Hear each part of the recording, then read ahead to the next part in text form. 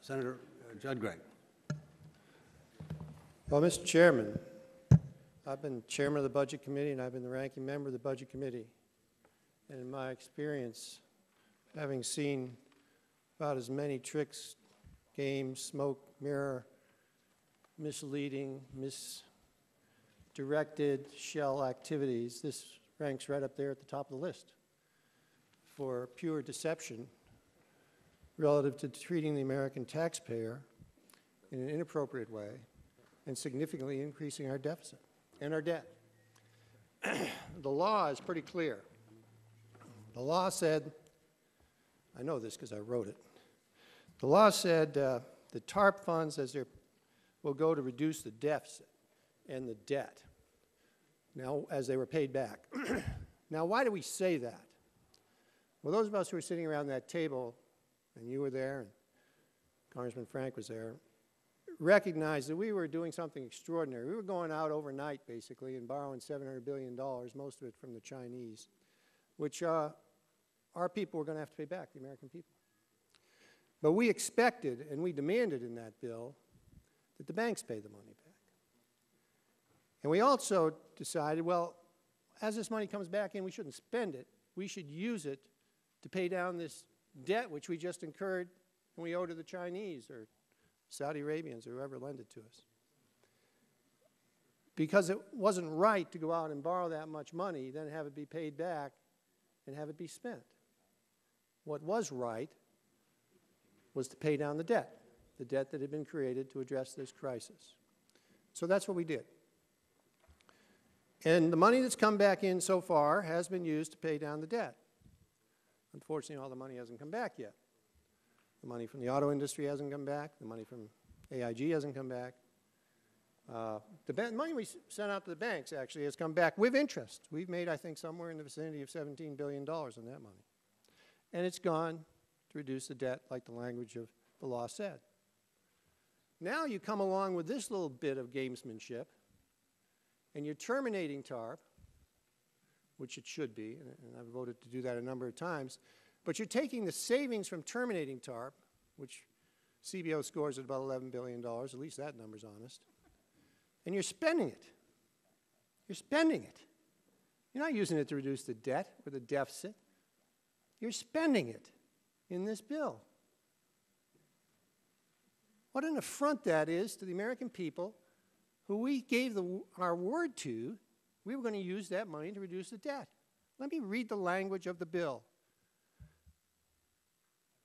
Protecting the interests of the taxpayers by maximizing overall return and minimizing the impact on the national debt.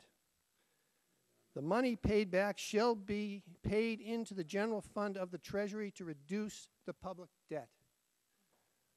Now we're going to use a little bit of bait and switch here by claiming that money that hasn't yet been spent on TARP, which was obligated and authorized solely for the purposes of being spent on TARP, when we terminate TARP, can suddenly be spent for some new program. If that doesn't go against the intention, the purpose, and the integrity of the law that we passed earlier, called TARP, I don't know what does. And the American taxpayer should be affronted by this little bit of sleight of hand and gamesmanship. Even the President should be, because it was the President who on the floor of the Senate said,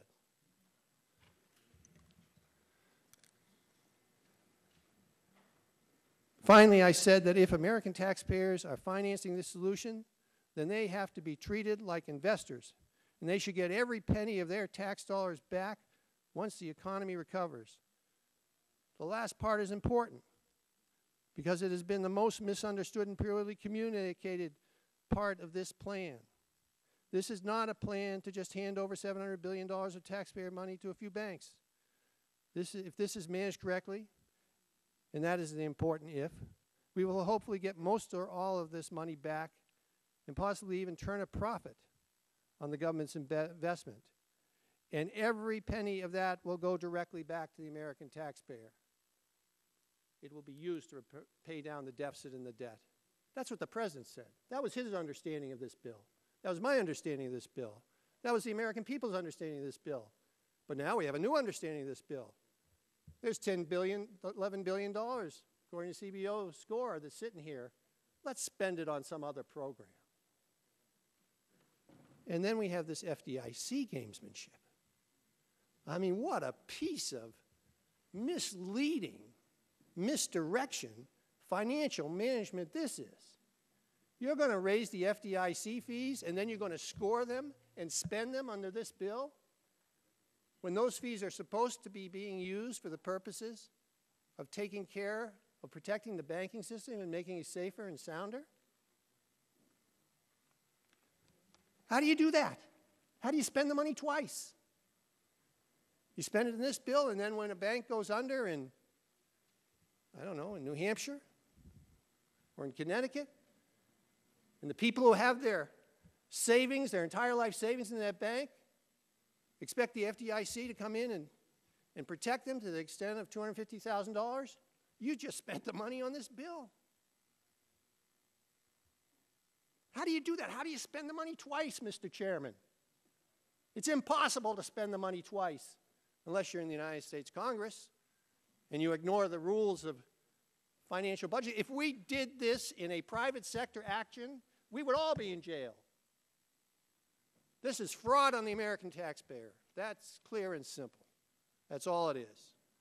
And to come here and claim that this is a responsible way to address this issue, well, I guess that's why we've got $13 trillion worth of debt, and we're headed towards doubling it in 5 years and tripling it in the next 10 years.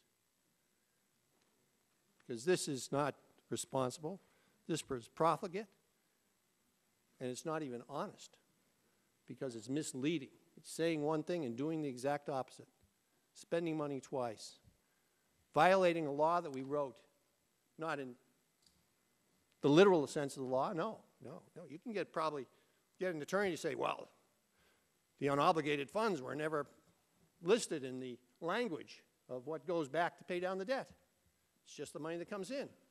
Well, yeah, I suppose you can get an attorney to parse the words that way, but everybody understood, beginning with the president, right down through that person on Main Street who paid the bill for the interest on the notes that the Chinese hold, that we want to pay down that debt.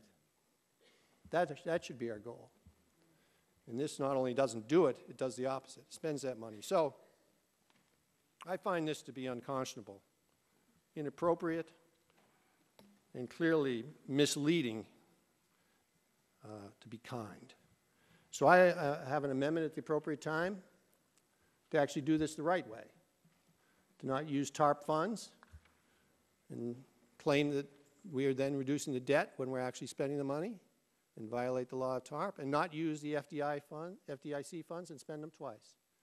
The amendment I offer will suggest that we use the stimulus funds, which actually are available to us and which could be spent on this initiative and which would be an honest and fair offset. And I will make that proposal at the appropriate time, Mr. Chairman.